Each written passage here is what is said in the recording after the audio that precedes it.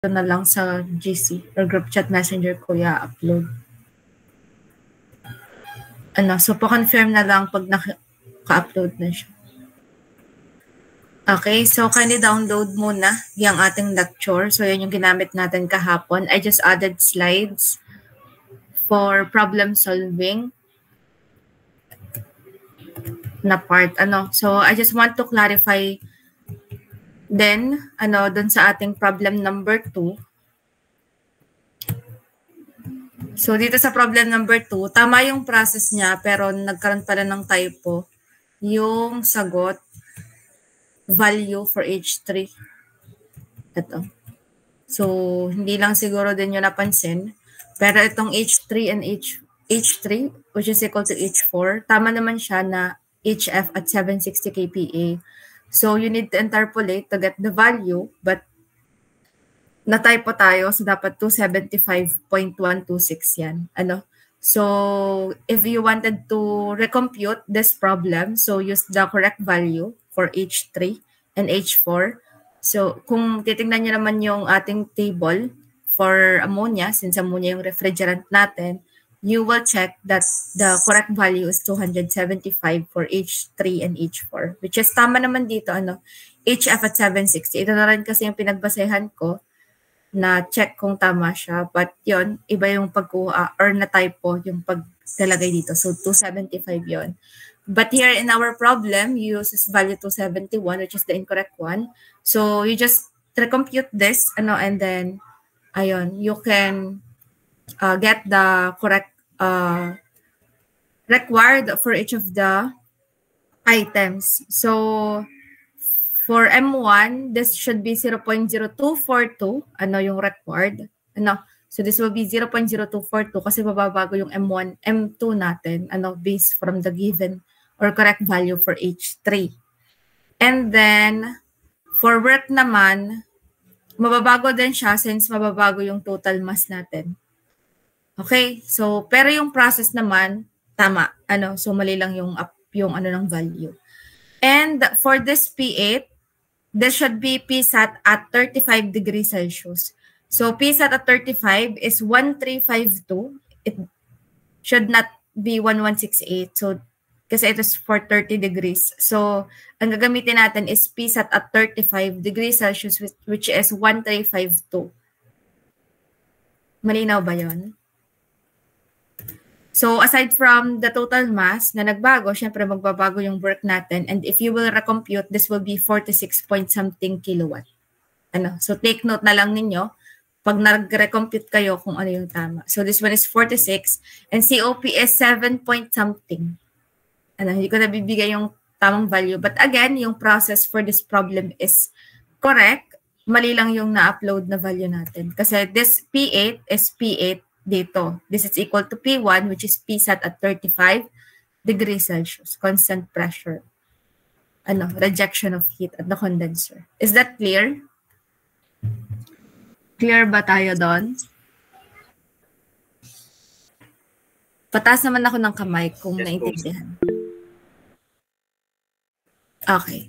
And then, as I have mentioned yesterday, we have different locations, or setup of the component. Kasi based on our discussion, sa concept natin kahapon, itong multi-pressure refrigeration, vapor compression refrigeration cycle is an arrangement of compressor and other components to attain a certain purpose. So review lang natin.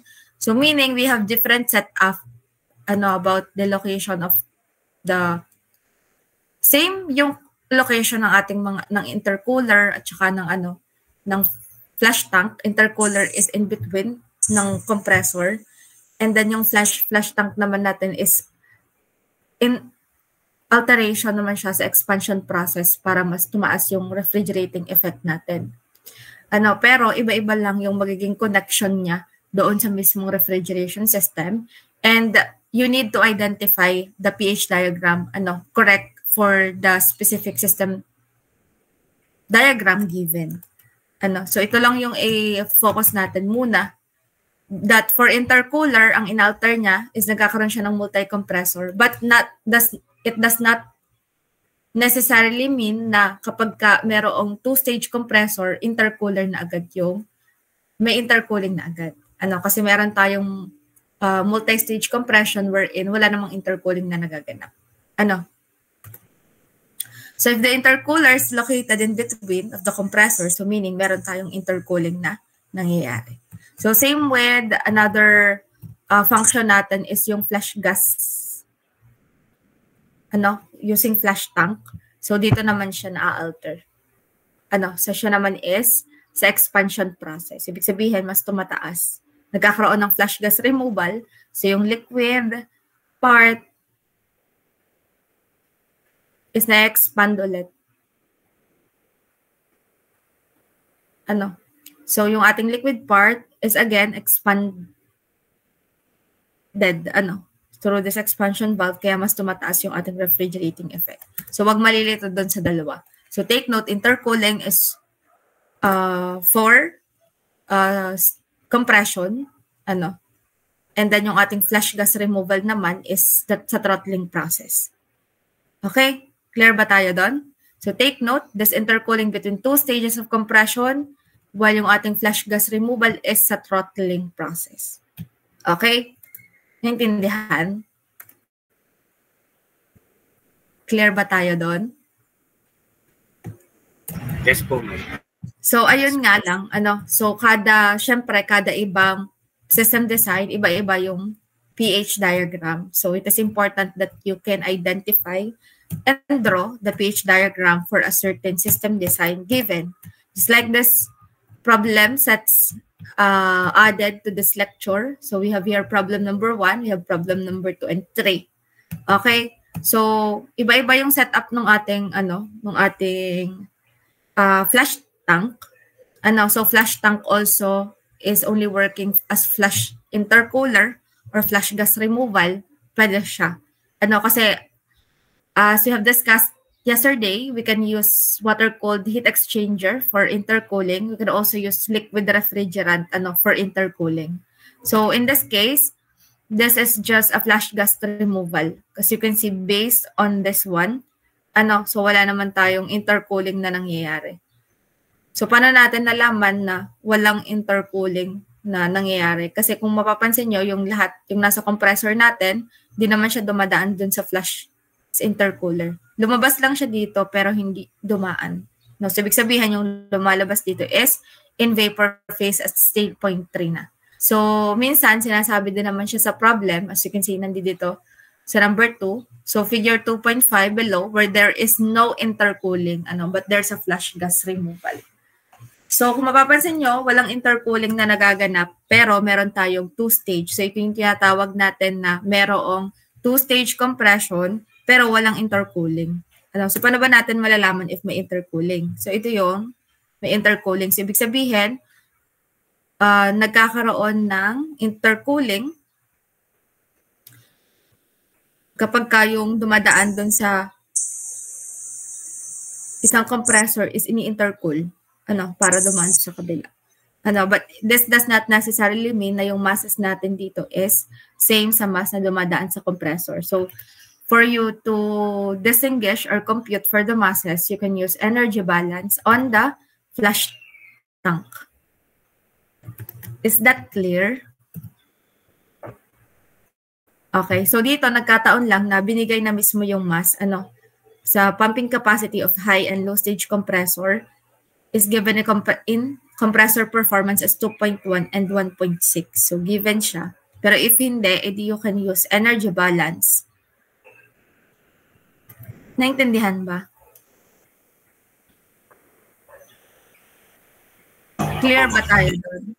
Yes po. So ito muna yung try natin, So, hindi pa ito isosolve. So, ang gagawin nyo muna dito is pH diagram that corresponds to the system design component. Okay? So, importante din na, syempre, maintindihan nyo kung ano yung ginagawa doon sa problem. So, we have R22, refrigeration system, capacity is 180 at a temperature of -30. Nakalagay naman yan dyan lahat. The vapor from the evaporator is pumped by one compressor to the condensing pressure of 1,500 kPa. So later, the system is revised to a two-stage compression operating the cycle. So this is with intercooling but no removal of flash gas. So take note of that. Ano, so wala tayong flash gas removal, ibig sabihin wala tayo din in-extract from the flash tank to evaporator na liquid. So meaning, again, wala nga tayong flash gas removal. So this is used as a flash intercooler. So meaning the liquid refrigerant that is extracted from some refrigerant na dadaan dun sa nalalabas ng condenser, yung iba is pupunta sa flash intercooler. It works as intercooler lang kasi, hindi siya flash gas removal. So yung liquid na lalabas sa condenser, some of that will be in the flash intercooler and then the other is diretso siya sa evaporator and then magko-combine ulit dito and then mako-compress. Yan, and then repeat the cycle. So, paano ba tayo mag-identify kung tama yung pH diagram na gagawin natin? So, you have to be familiar on the component mismo and ano yung lalabas na phase ng refrigerant doon. Like for example, dito sa condenser, ano bang nangyayari dito? So process 5 to 6, since meron lang tayong expansion valve, ano yung process na nangyayari? Or pressure reducing valve. So same with this, 5 to 7, ano yung nangyayari? So you have expansion valve, 7 to 1, evaporator, ano yung nangyayari sa refrigerant pag pumasok ng evaporator? Anong nangyayari pag pumasok ng compressor and then babalik siya pupunta siya or may intercool, or magkakaroon tayo ng intercooling. So ano yung lalabas na refrigerant galing sa intercooler natin using flash intercooler. So, paglabas niyan, papasok ulit ng compressor and then condenser and then continues the process. So, I'll give you siguro 10 minutes lang to do the pH diagram of this. Kasi yung unang dalawa, nakabigay naman na siya. And then, so dito, hindi pa siya nakabigay. So, try to do the pH diagram of the system design component. Yes, Emmanuel? Napindot lang po. Sorry po. Okay. So, clear ba tayo doon? So, alam nyo kung saan isang Talfic process, constant pressure, Okay? So, alam nyo dapat kung ano nangyayari sa condenser at saka yung flow ng process. Pwede nyo ilagay yung arrow. Okay? Do you have any question? Clear ba tayo? Pataas naman ako ng kamay kung clear. Okay. So, after 10 minutes, you will share your answer dun sa ating GC. Picturean lang yung sagot nyo for pH diagram and share dun sa ating group chat messenger. So, we'll resume our discussion once meron nang makapag-upload or 7:30. 7:30. Sorry, 7:30 kasi yung nung laptop. So, 10:30. Okay? Clear ba tayo doon? You can start and then we'll resume at 7:30. 7:30 na naman. 10:30. Okay.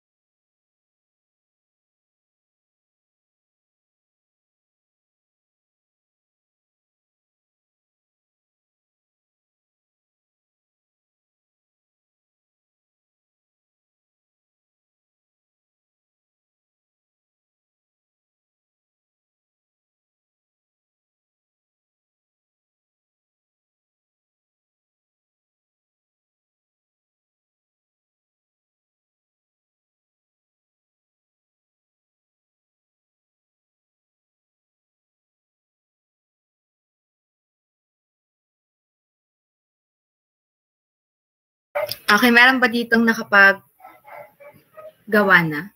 May nakatapos ba?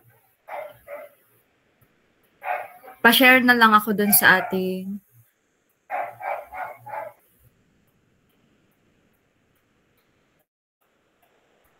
GC. Ano?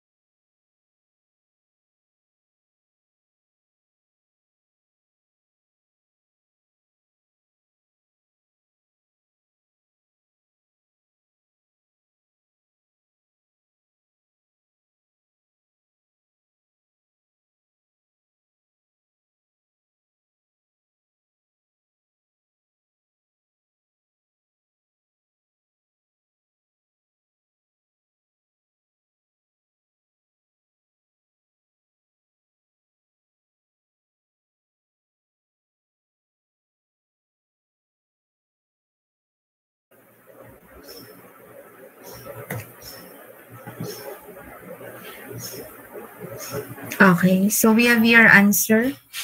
So tama to. So you have throttling process ng 567, tapos merong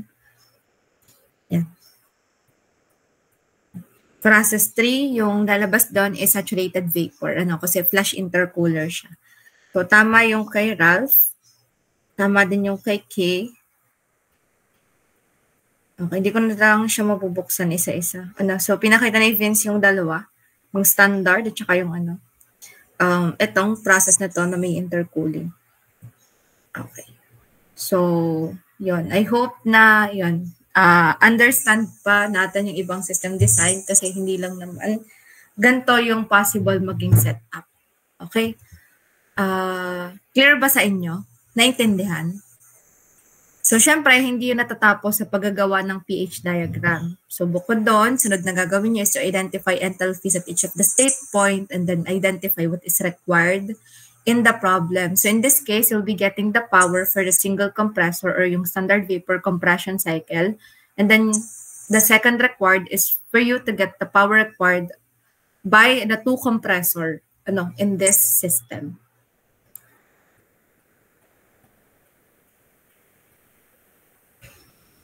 Okay.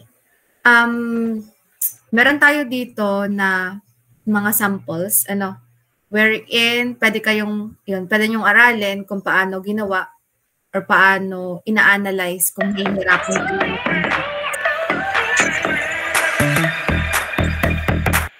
Yan, kung nahihirapan kayong mag-analyze, so ito yung example nung ginawa ninyo, iba lang yung pinaka-setup niya, pero ganun yung iba lang yung pagkaka-form niya. Pero same yan na.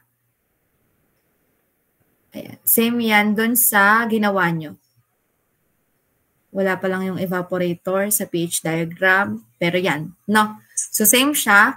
So meron tayong evaporator, then first stage compressor, then flash intercooler. So intercooling, it works as intercooling lamang. And then vapor yung lalabas sa state point 3.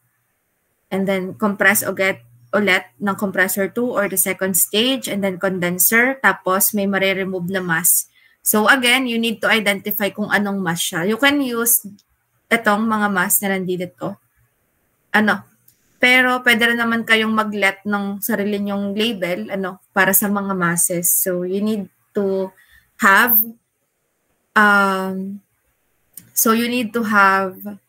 energy balance dito to identify the mass for the first compressor and the mass that you will use for the second compressor kasi magkaiba yan. Since required sa number 2 is to get the work of each compressor, so magkaiba yung mass na i-multiply mo doon sa change in enthalpy. Okay? So, ito, hindi siya given dun sa mismong yung mga masses na to, pero dapat alam nyo paano siya i-identify or paano nyo siya ilalet doon sa inyong system diagram. Okay, so kung gusto nyong makapag-try ng iba pa na system diagram, madami naman ditong example. So share ko na lang to. Gusto niyo ba ng link na to? So again, this is just examples. Pero as far as I know, dun sa dalawa pang problem na ipinigay ko dun sa problem set, ibang type pa din yun. Kaya again, ang kailangang i-master nyo dito is kung paano nyo i-identify yung pH diagram. Kasi if you know kung anong location ng kada points or state point na yon din sa ating pH diagram, then madali nang kuhanin sa table or sa chart. Alam niyo na kung paano siya kukuhanin. Is that clear? Gusto niyo ba ng link na to?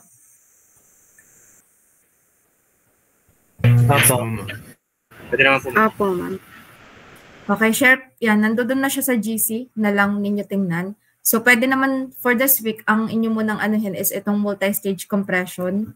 Kasi hindi pa naman tayo nag-start dun sa multi-evaporator. So, ito yung di-discuss natin next week, yung mga multi-evaporator. So, again, iba-iba namang cases yan.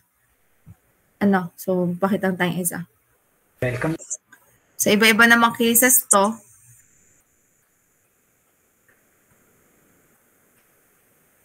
Yan. So, iba-ibang cases yan. So, kailangan nyo lang talaga siya i-identify. But again, this is for evaporator naman. So, we'll be solving problems like this naman next week.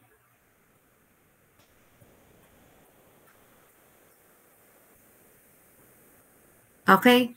So, kung yun nga, kung nahihirapan kayong mag-identify yung mga pH diagram, then nahihirapan kumuha ng mga enthalpies, di yun ang i-practice nyo.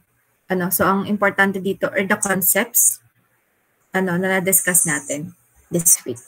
So, meron ba kayong tanong? Clarification? Wala pa naman po so far. So, ayun. Since we have time pa naman, mahaba pa yung time natin, hanggang 11:30 pa tayo, so still have 50 to 54 minutes pa. So, I'll be requiring you to submit itong problem number 1 and then the rest will be on Friday. Okay? Friday or Saturday bago tayo ulit magkaroon ng face-to-face. Ay, hindi. Ano ba ta? O nga. Face-to-face ba tayo? Face-to-face tayo ng 8:30 to 10 ng Saturday. O3. Yes po. So, ayun. Soft copy lang din naman yung ipapasa. So, yung ngayon ay problem number 1 muna kasi hindi naman kayang tapusin to ng isang oras lang. So, focus muna tayo sa problem number 1. So, you will just do the same naman. So, for this problem number 1, walang intercooling but there's a flash gas removal. So, kita din naman natin dito na walang intercooling but we have two-stage compression. So, meaning, you have to identify the mass that is flowing dun sa ating first compressor at ano yung mass flowing dun sa ating second compressor. So, para natin siya ma-identify, same lang din na you can use this junction and this junction. So, make sure lang na tama yung paglelet ninyo ng mga mass. Okay? So, identify lang din kung paano maglalagay through energy balance. Okay?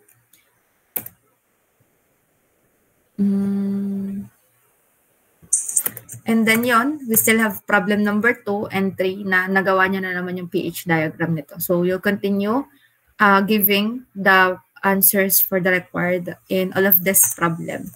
So, ang format niya is same sa mga problem set natin. Okay? So, before kayo mag-start ng pag-solve, do you have any questions? May tanong ba? You can raise your hand kung may tanong. Clarification? Yes, Janela. Bale, saan po ma'am ipapasa ngayon ang problem 1? Maglalagay ako mamaya sa Google Classroom ng paglalagyan bago mag-end ng meet. So you can stay here, sa meet. You can leave the meet then while doing the first problem. So kung meron kayong tanong, just raise your hand lang. And then how about sa design project? Meron ba kayong question? Design project, group 1, 2, 3, group 4, group 5 and 6, meron ba?